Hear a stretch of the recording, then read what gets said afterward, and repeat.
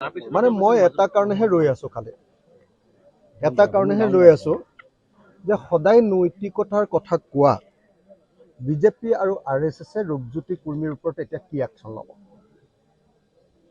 অসমৰ মুখ্যমন্ত্ৰীয়ে যে গোটেই অসমৰ মানুহক আন সকলো মানুহ বেয়া আৰু অকল বিজেপিৰ মানুহকেইটা ভাল বুলি কৈ থাকে। কালি এটা নাভূত নাচুত ঘটনা ঘটিলে, কেতিয়াও জীৱনত হৈ পোৱা নাই যে এজন বিধায়কে বিধানসভা চলি থকাৰ মাজত আন কোনোবা বিধায়কক আক্ৰমণ কৰিবলৈ সশৰীৰে আক্ৰমণ কৰিবৰ কাৰণে খেদি গৈছে আৰু আক্ৰমণস্থলী পাইছেগৈ আৰু সেই সময়তে পুলিচে ধৰি তেওঁক যেনে তেনে ৰখাবলৈ সক্ষম হৈছে আৰু পুলিচে ধৰি থকাৰ পাছতো তেওঁ আক্ৰমণৰ কাৰণে উদ্যত হৈ আছে। এনেকুৱা ঘটনা অসমৰ ইতিহাসত ৰাজনৈতিক ইতিহাসত বিৰলেই নহয়, ভাৰতৰ ৰাজনৈতিক ইতিহাসৰো এইটো এটা নজিৰবিহীন ঘটনা। এই ঘটনাৰ পাছত উপাধ্যক্ষই সঠিক সিদ্ধান্ত ল'ব নোৱাৰিলে। উপাধ্যক্ষ কালি ব্যৰ্থ হৈছে।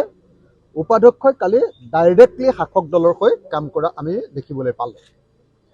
অধ্যক্ষ ডাঙৰীয়াই কিবা একশ্যন ল'ব বুলিও আমি আশা কৰি ৰৈ আছোঁ, কিন্তু আশা কৰি ৰৈ আছোঁ যে কাইলৈ বা পৰহিলৈ যেতিয়া অসমৰ মুখ্যমন্ত্ৰী বিধানসভালৈ আহিব, অসমৰ মুখ্যমন্ত্ৰীয়ে বিধানসভাত ইয়াৰ ওপৰত বিবৃতি প্ৰদান কৰিব আৰু আমি শুনিবলৈ পাম যে এনেকুৱা ধৰণৰ নিকৃষ্ট কাম কৰাৰ কাৰণে ৰূপজ্যোতি কুৰ্মীক, বিধায়ক ৰূপজ্যোতি কুৰ্মীৰ ওপৰত দলে শাস্তিমূলক ব্যৱস্থা গ্ৰহণ কৰিছে, বিজেপি দলে, আৰএছএছে আৰু লগতে শাসক চৰকাৰখনেও ব্যৱস্থা গ্ৰহণ কৰিছে। এইটো নিশ্চয় আমি দেখিবলৈ পাম আৰু যদি সেইটো দেখিবলৈ নাপাওঁ, অসমৰ মুখ্যমন্ত্ৰীয়ে যদি সঁচাকৈ ৰূপজ্যোতি কুৰ্মীৰ ওপৰত ব্যৱস্থা গ্ৰহণ কৰাত ব্যৰ্থ হয়, তেতিয়াহ'লে বুজিবলৈ বাকী নাই এইটো হ'ল বিজেপি দলৰ সংস্কৃতি, তেওঁলোকৰ গুণ্ডাগিৰিটোৱে হ'ল তেওঁলোকৰ সংস্কৃতি, সেই কথাটো প্ৰমাণিত হৈ যাব। গতিকে মই ভাবোঁ যে এতিয়া গোটেই বলটো এতিয়া মুখ্যমন্ত্ৰীৰ কোৰ্টত, বিজেপি আৰু আৰএছএছ দলৰ কোৰ্টত। তেওঁলোকে যদি এতিয়া তেওঁলোকৰ দলৰ ইমেজ ভাল কৰিব খোজে তেতিয়াহ'লে নিশ্চয় ৰূপজ্যোতি কুৰ্মীৰ ওপৰত নিশ্চয় এতিয়া ব্যৱস্থা গ্ৰহণ কৰিব। আচলতে ৰূপজ্যোতি কুৰ্মীয়ে আপোনাৰ প্ৰতি ইমান ক্ষুভিত হোৱাৰ কাৰণ এইটো নেকি যে মৰিয়নি সমষ্টিত আপুনি নিৰ্বাচন খেলিম বুলি কৈ এটা চৰ্চা চলিছিলে আৰু তাৰ বাবে আপোনাৰ ওপৰত মানে যদি মই মৰিয়নি সমষ্টিত নিৰ্বাচন খেলোঁ তেতিয়াহ'লে ৰূপজ্যোতি কুৰ্মীৰ লেঠা এইবাৰে ছিগি গ'ল আৰু, কিন্তু মই নেখেলোঁ বাৰু দেই। যদি সঁচাকৈ মই যদি কওঁ আপোনালোকক, যদি মৰিয়নি সমষ্টিত যদি মই ইলেকশ্যন খেলোঁ বুলি ভাবোঁ, যোৱাবাৰেই মানুহে একেবাৰে হাহাকাৰ কৰি গোটেই সমষ্টিৰ মানুহে কান্দি মেলি একদম শেষ। এইবাৰ যদি মই সঁচাকৈ খেলিব খোজোঁ, এইবাৰতো জনসংখ্যাৰ গাঁথনিও বদলি গুচি গ'ল সমষ্টিটো। এইবাৰ যদি মই খেলিব খোজোঁ তেতিয়াহ'লে এই বিধানসভাখনেই ৰূপজ্যোতি কুৰ্মীৰ কাৰণে শেষ বিধানসভা।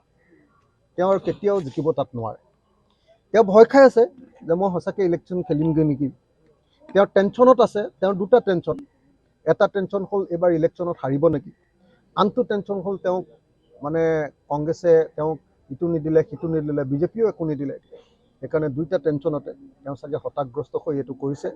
মই আশা কৰিম যে ৰূপজ্যোতি কুৰ্মীয়ে ভৱিষ্যতে এনেকুৱা কাম নকৰিব বুলি যিটো ক্ষমা খুজিছে, মই আশা কৰিম যে ৰূপজ্যোতি কুৰ্মীয়ে এনেকুৱা কাম আৰু ভৱিষ্যতে নকৰিব।